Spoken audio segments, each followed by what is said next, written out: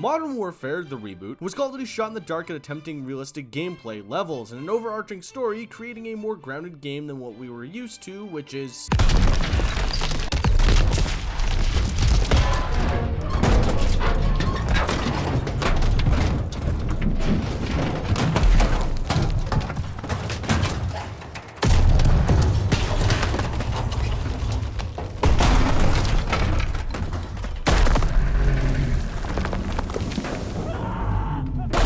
Did it succeed? Sure. I'd say it succeeded because of the fact it was called Modern Warfare more than it was because of a hyper-realistic design, but I think this decision for realism shines in the campaign mode. There are 4 missions that continue to stick in my head, 4 missions that showcase the horrors of war, tell a grounded story, and use real-world events to fit this narrative being told by Infinity Ward. As for the multiplayer, I could have went my entire life without some of the decisions that were made in this game's multiplayer mode, but yet here we are. The campaign's 4 missions that I think offer the most impact and most realism are Fog of War. The Wolf, God what a sweet name, releases a video to the world where he threatens violence on the West, but don't worry because he won't actually do anything that crazy because, oh fuck! Verdansk, 2019. Prior to COVID, people debating over wearing a mask in the checkout line, and every nerd's life being consumed by a map littered with some of the biggest tryhards the world has to offer, was Alex, spoilers, and his team, spoilers, working to secure the gas currently in the hands of some mercenaries. The operation is being led by Karen from Tom Clancy's Ghost Recon and the guy who voiced the old dude in the Black Ops 4 Zombies. Alex's team is inserted behind enemy lines where they are informed that engaging the Russian forces inside the facility is an act of war, but like honestly,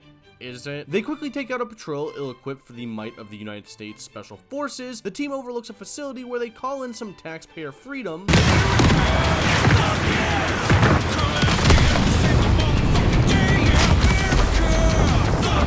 and make their way down to the facility. As you navigate to the main entrance of the facility, you see the horrors of war and are given 2 options. Option A, be merciful to the mercs who are screaming, "Kill me!" and putting them out of their misery. Or option 2, be an absolute monster and watch them burn, you fucking sicko. Either way, it's entirely up to you, but if you're questioning what I would choose, well, it looks like you're on fire and now you can't see.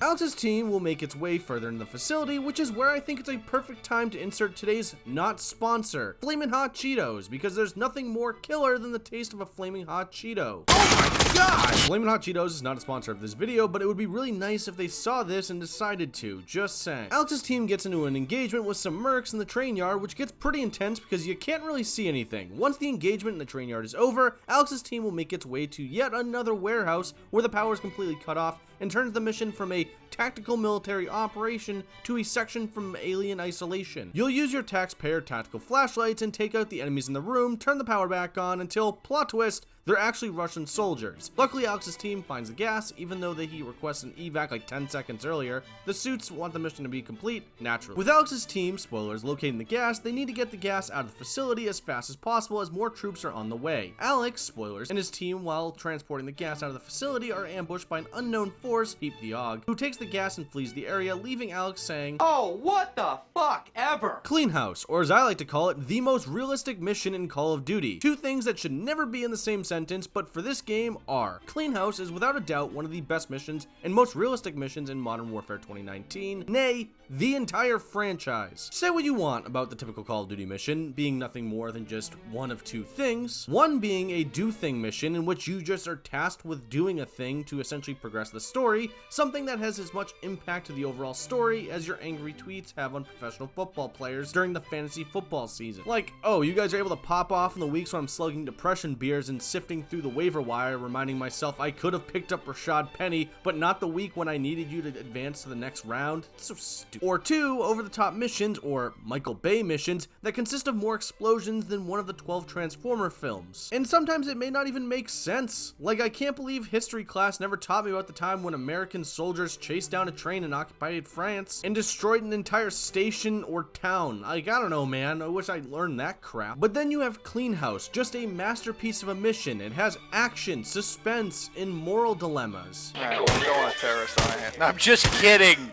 I'm kidding. Kinda. Am I gonna lose the mission if I cap the kid? Can we talk about that? Listen, he survives, but that doesn't mean he gets to keep his eyes.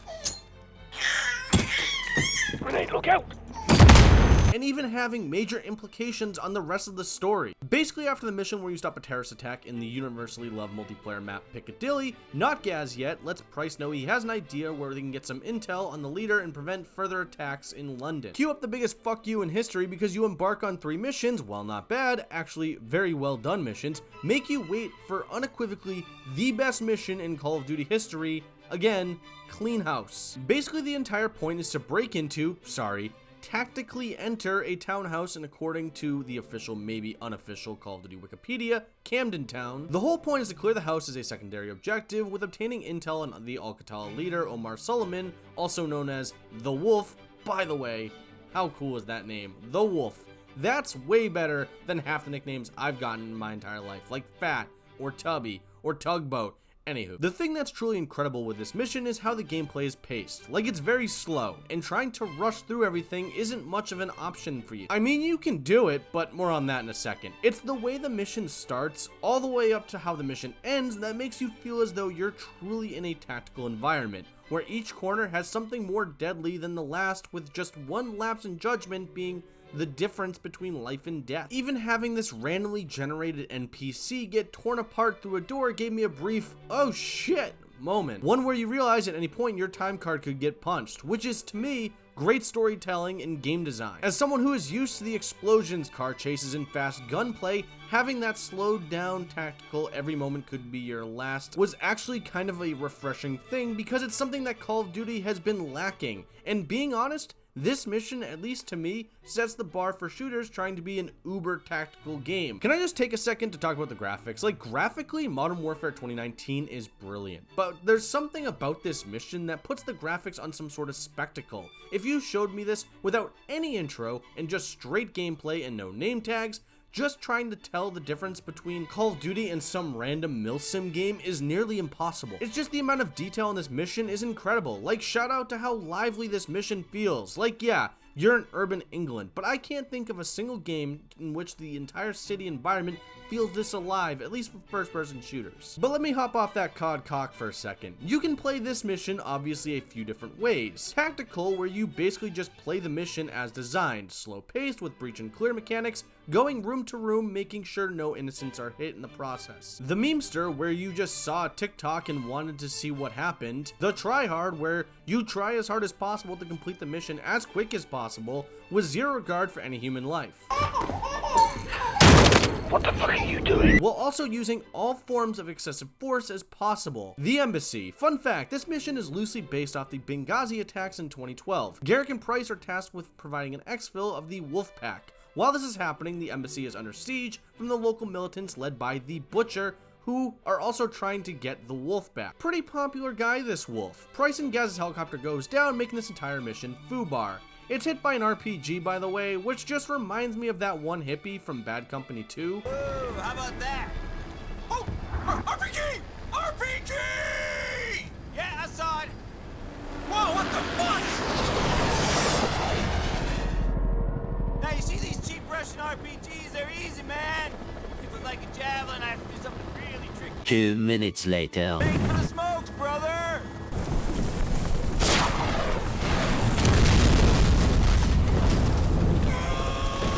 As you progress, you encounter the dilemma of saving one at the risk of the others. If you have a soul, you save them and die, meaning the cost of many outweighs the cost of the few, even if it means death. Sorry, it's reality. The embassy is breached, leading to some tight engagements and a sick-ass Price hand-to-hand combat animation, which is where you eventually run into Stacy.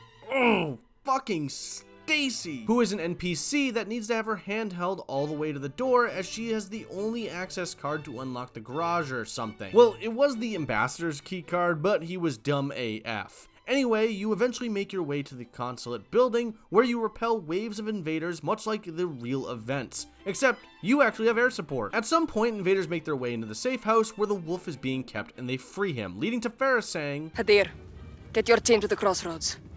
Bring everything you've got. Gee, I wonder what could possibly go wrong here. Spoilers. Which is where I want to take a second and at least recommend watching the movie 13 Hours. Yes, it has a bunch of ripped Hollywood actors doing seemingly Hollywood things. While I wasn't there for these events personally, the real people being portrayed in the movie acted as consultants on the movie. So yes, it's a Michael Bay movie, but it's a good Michael Bay movie. Anyways, Back to it.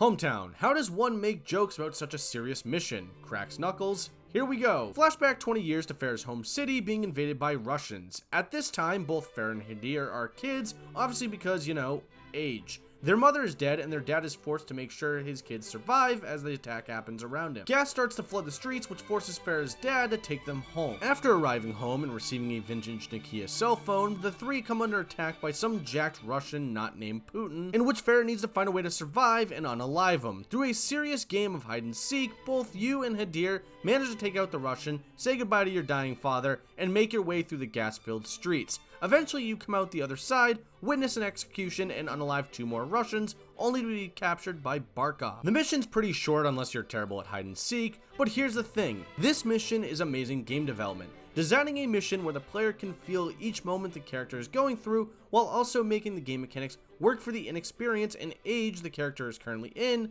well, to me, that's amazing, hence why this entire video is being done. Anyways, as for Modern Warfare's multiplayer mode, the multiplayer isn't awful, but it also, to me, isn't great. The game tries to be more tactical than it really needs to be by its map design or introduction of the doors mechanic, even including a night vision game mode that made a regular game of TDM seem less like an arcade game mode and something that we would see in Zero Dark 30. Yet with things like slide canceling and other traditional gameplay elements and features, the game is nothing more than an arcade shooter with an identity crisis. Modern Warfare was definitely a good attempt at being a, quote, realistic military shooter from a developer that's been pretty much traditionally made games beyond the original Modern Warfare 2 look like, well, this. Again, the campaign is definitely the best part of this game and that attempt at realism. Just wish they would actually have stuck with that attempt instead of... Well, I wasn't in that tank.